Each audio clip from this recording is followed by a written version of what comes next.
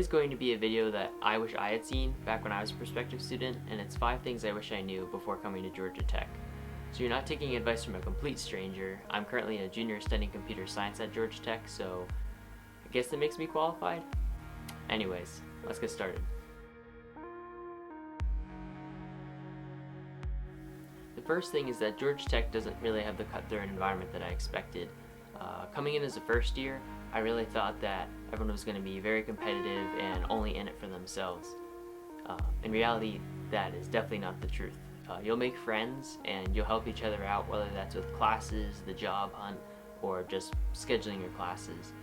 I don't know if I expected to be stabbed in the back when I came there, or if I just had this idea that everyone would have a lone wolf mentality, but that's definitely not the case, and I really think the culture benefits because of that. The next thing, which may or may not matter to you, is that about half of the student population is from Georgia. Personally, I am not from Georgia, and I was surprised by how many people were from Georgia.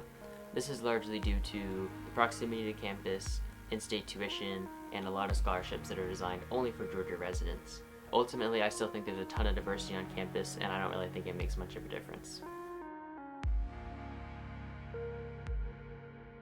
The third thing, which should have been obvious to me based off the school's reputation, was that it was going to be quite challenging.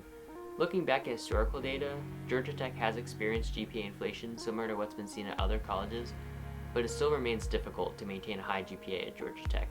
That being said, it is doable, but the workload is intense.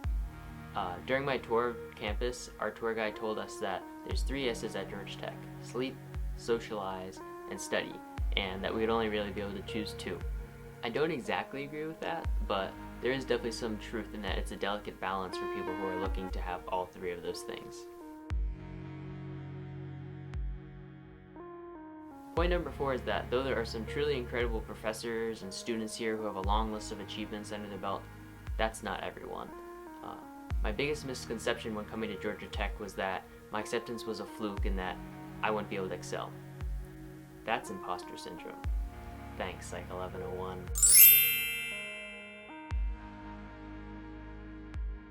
There are some people here who have truly been major influences in their fields, but that's not everyone.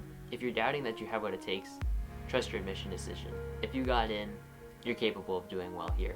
And if you didn't get in, that doesn't mean you don't have what it takes.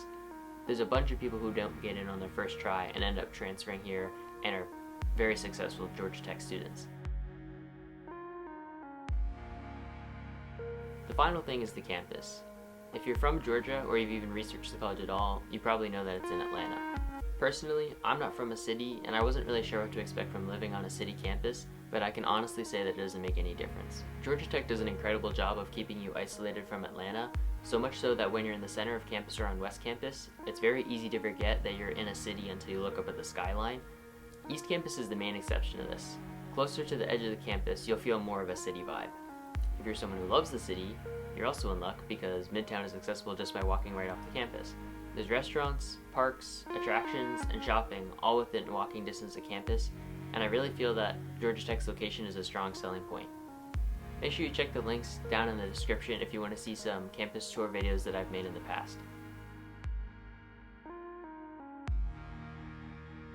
If you found this video useful, feel free to give this video a thumbs up and share it with other prospective students.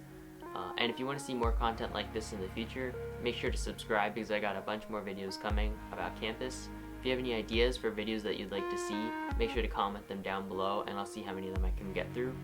Thanks for watching, and I'll see you in the next one.